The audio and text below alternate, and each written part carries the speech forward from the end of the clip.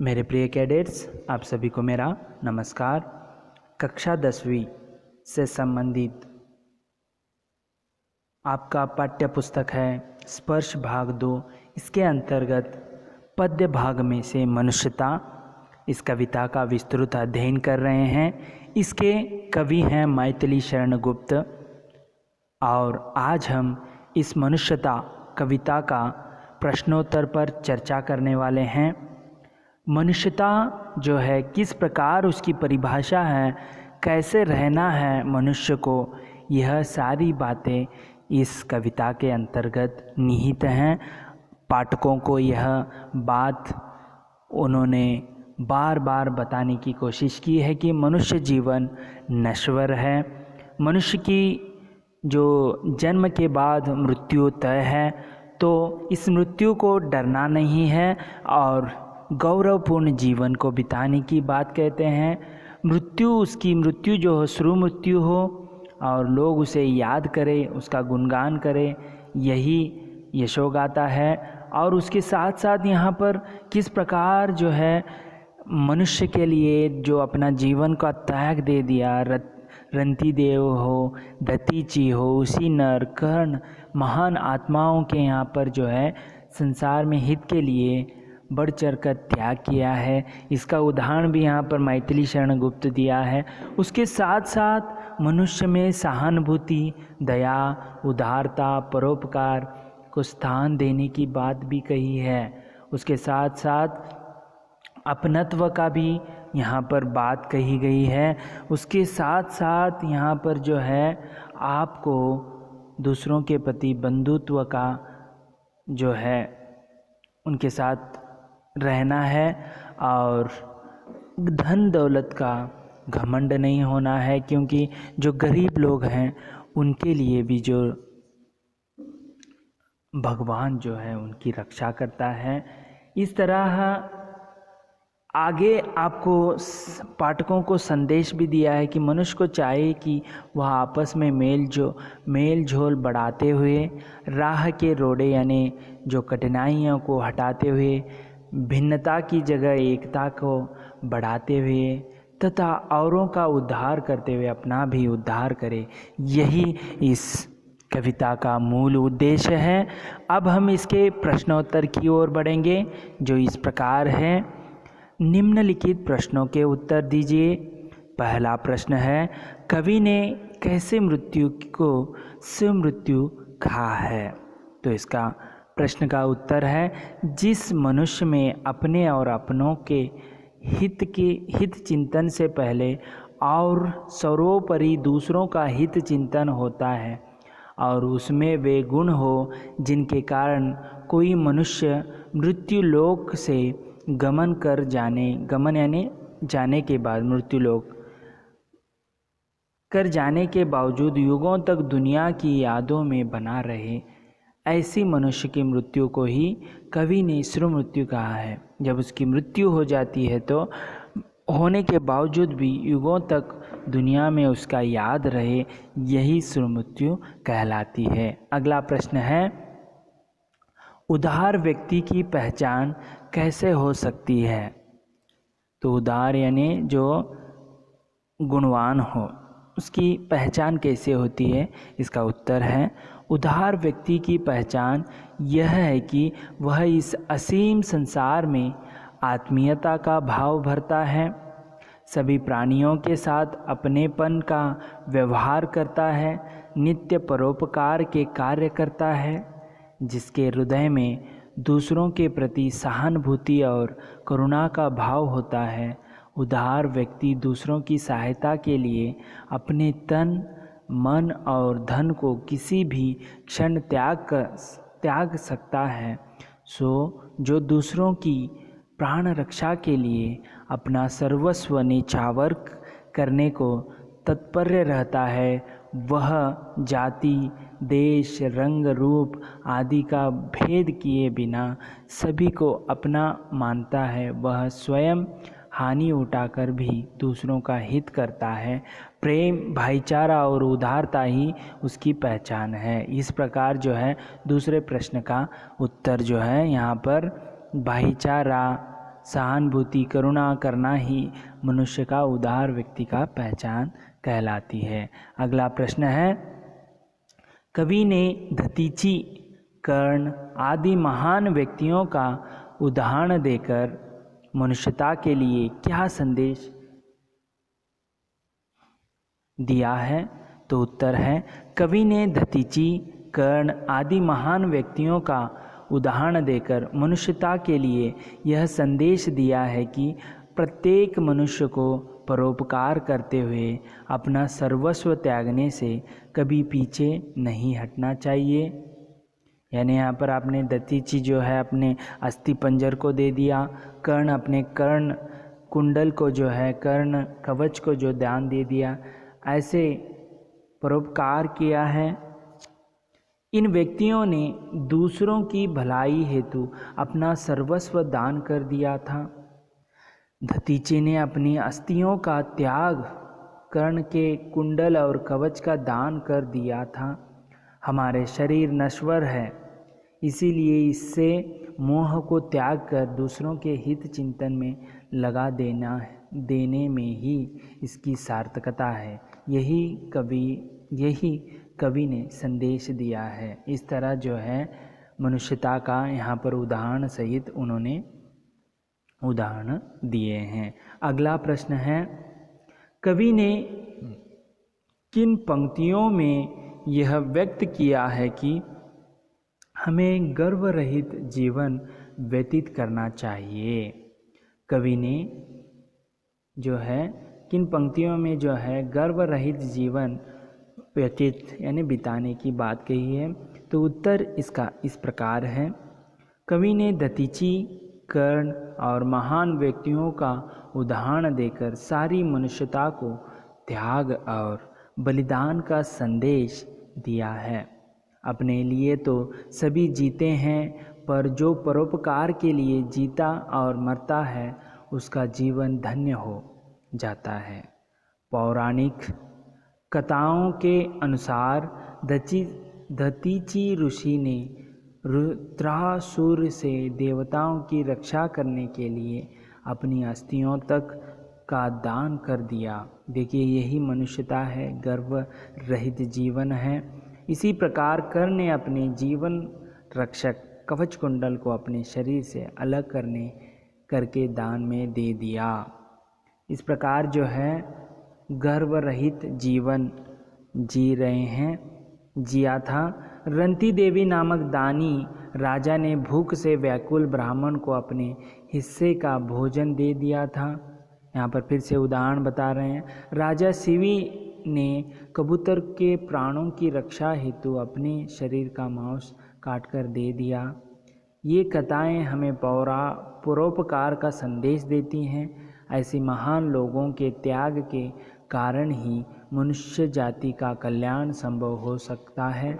कवि के अनुसार मनुष्य को इस नश्वर शरीर के लिए मोह का त्याग कर देना चाहिए, उसे केवल परोपकार करना चाहिए। वास्तव में सच्चा मनुष्य वही होता है जो दूसरे मनुष्य के लिए अपना सर्वस्व न्यौछावर कर दे। इस तरह इसके प्रश्न का उत्तर होगा। अगला प्रश्न है, मनुष्य मात्र बंधु है से आप क्या समझते हैं? स्पष्ट कीजिए। यह जो कथन है, जो भी प्रश्न के उत्तर हैं, यदि आप स्वयं लिखना चाहते हैं तो भी लिख सकते हैं। जो इस प्रश्न का उत्तर इस प्रकार है, आप क्या समझते हैं, जो आपको लिखना है। थोड़ा बहुत यहाँ पर मैंने प्रयास किया है, जो इस प्रकार है। इस कथन का अर्थ है कि संसार के सभी मनुष्य आपस में भाई भाई हैं, इसीलिए हमें किसी से भी भेदभाव नहीं करना चाहिए। सभी एक ईश्वर की ही संतान हैं। अगर कुछ भेद दिखाई देते भी हैं तो वे सभी बाहरी भेद हैं और वे भी अपने अपने कर्मों के अनुसार दिखाई पड़ते हैं। मनुष्य मात्र बंधु है, इसीलिए वसुदैव कुटुंबकम का नारा बुलंद किया जाता है। प्रत्येक मनुष्य को हर निर्बल मनुष्य की पीड़ा दूर करने का प्रयास करना चाहिए। सभी आपस में भाईचारे की भावना से रहे। तथा सभी में प्रेम एवं एकता का संचार हो। यही मनुष्य मात्र बंधु का जो वसुदेव कुटुंब का नारा यहाँ पर बुलंद है। तो भेदभाव नहीं करना है, आपनत्व को बढ़ा के रखना है। यही जो भाईचारे की बात यहाँ पर मनुष्य मात्र बंधु है, ऐसे आपको संदेश जो है इसमें दिया गया है। अगला प्रश्न है, कवि ने सबको एक होकर चलने की प्रेरणा क्यों दी है? कवि को सबको एक होकर चलने की प्रेरणा क्यों दी है? तो इसका उत्तर इस प्रकार है, कवि ने सबको एक होकर चलने की प्रेरणा इसीलिए दी है क्योंकि इससे आपसी मेल भाव बढ़ता है तथा हमारे सभी काम सफल हो जाते हैं। यदि हम सभी एक होकर चलेंगे तो जीवन मार्ग में आने वाली हर विघ्न बाधा पर विजय पा लेंगे। जब सबके द्वारा एक साथ प्रयास किया जाता है तो वह सार्थक सिद्ध होता है। सबके हित में ही हर एक का हित निहित होता है। आपस में एक दूसरे का सहारा बनकर आगे बढ़ने से प्रेम वह सहानुभूति के संबंध बनते हैं तथा परस्पर शत्रुता एवं भिन्नता दूर होती है। इससे मनुष्यता को बल मिलता है। कवि के अनुसार यदि हम एक दूसरे का साथ देंगे तो हम प्रगति के पथ पर अग्रसर हो सकते हैं। यदि आपको स्वयं लिखना है तो लिख सकते हैं। किस तरह प्रेरणा दी है, इसका उत्तर इस प्रकार था। अगला प्रश्न है, व्यक्ति को किस प्रकार का जीवन व्यतीत करना चाहिए? इस कविता के आधार पर लिखिए। व्यक्ति को सदा दूसरों की भलाई करते हुए, मनुष्य मात्र को बंधु मानते हुए तथा दूसरों के हित चिंतन के लिए अपना सर्वस्व त्याग कर अपना जीवन व्यतीत करना चाहिए। इसके अतिरिक्त उससे अपने अभीष्ट मार्ग की ओर निरंतर सहर्ष बढ़ते रहना चाहिए। तो इस प्रकार इसका उत्तर हो गया। अगला प्रश्न है, मनुष्यता कविता के माध्यम से कवि क्या संदेश देना चाहता है? तो आपने जो है आपका उत्तर अपने शब्दों में भी हो सकता है। मैं यहाँ पर थोड़ा बहुत प्रयास किया है जो आपके लिए सहायता हो। मानव जीवन एक विशिष्ट जीवन है क्योंकि मनुष्य के मन में प्रेम, त्याग, बलिदान, परोपकार का भाव होता है। अपने से पहले दूसरों की चिंता करते हुए अपनी शक्ति, अपनी बुद्धि और अपनी वैचारिक शक्ति का सदुपयोग करना मानव का कर्तव्य है। प्रस्तुत कविता के माध्यम से कवि मानवीयता, एकता, सहानुभूति, सद्भाव, उदारता और करुणा का संदेश देना चाहते हैं। तो यहाँ पर जो मेन है, यहाँ पर देखिए, मानवीयता, एकता, सहानुभूति, सद्भाव, उदारता और करुणा का संदेश देना चाहता है। वह चाहता है कि मनुष्य समस्त संसार में अपनत्व की अनुभूति करे। ठीक है, यही इसका जो प्रश्न का उत्तर होता है। आगे हम देखेंगे,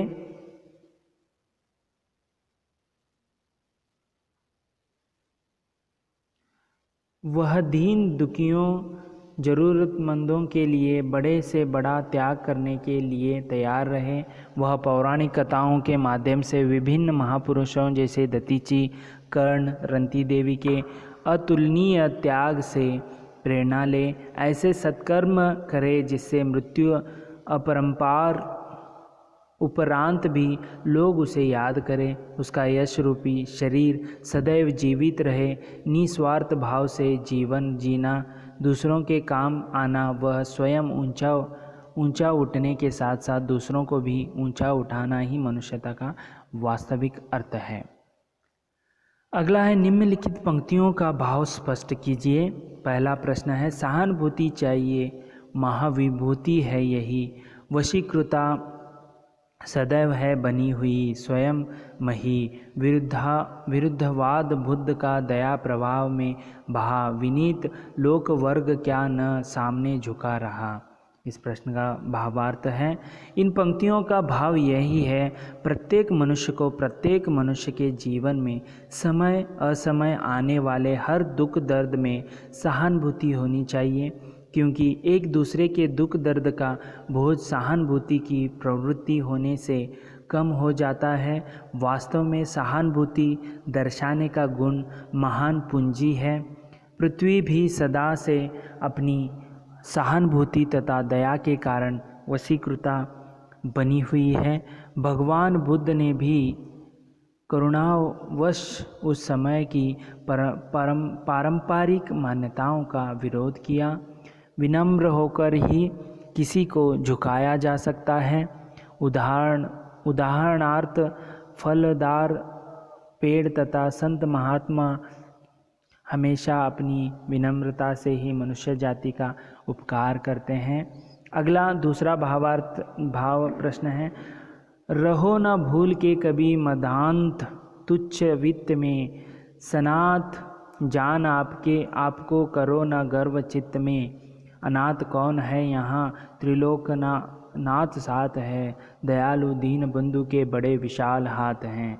इस भावार्थ इस प्रकार है, कवि के अनुसार समृद्धशाली होने पर भी कभी अहंकार नहीं करना चाहिए। धनवान होने के बाद भी यहाँ कोई भी अनाथ नहीं है, क्योंकि ईश्वर ही परम पिता हैं। धन और परिजनों से घिरा हुआ मनुष्य स्वयं को सनाथ अनुभव करता है। इसका परिणाम यह होता है कि वह स्वयं को सुरक्षित समझने लगता है। इस कारण वह अभिमानी हो जाता है। कवि कहता है कि सच्चा मनुष्य वही है जो संपूर्ण मानव जाति के कल्याण के लिए मरता और जीता है। वह आवश्यकता पड़ने पर दूसरों के लिए अपना शरीर भी बलिदान कर देता है। भगवान सारी सृष्टि के नाथ हैं, संरक्षक हैं।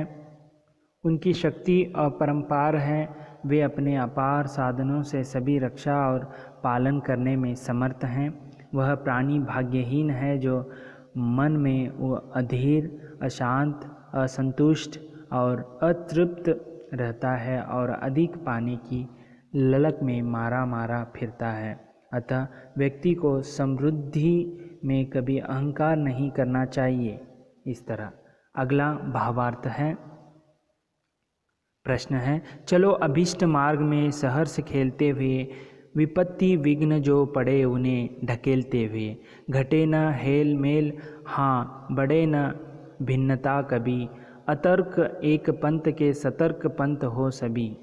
इस प्रकार इसका भावार्थ इस प्रकार है, इन पंक्तियों का अर्थ यही है कि मनुष्य को अपने निर्धारित उद्देश्य रूपी मार्ग पर प्रसन्नतापूर्वक विघ्न बाधाओं से जूझते हुए आगे बढ़ते रहना चाहिए। इस मार्ग पर चलते हुए परस्पर भाईचारे की भावना उत्पन्न करो जिससे आपसी भेदभाव दूर हो जाए। इसके अतिरिक्त बिना किसी तर्क के सतर्क होकर इस मार्ग पर चलना चाहिए। इस प्रकार इसका भावार्थ है। यहाँ पर हमने विस्तृत जो है मैथिली शरण गुप्त द्वारा लिखित मनुष्यता इस कविता का विस्तृत हमने प्रश्नोत्तर पर चर्चा की। मैं आशा करता हूँ कि आप सभी इसे अपने नोटबुक में लिख कर रखें और अगले वीडियो के लिए आप इंतज़ार कीजिए। धन्यवाद। आपका दिन मंगलमय हो।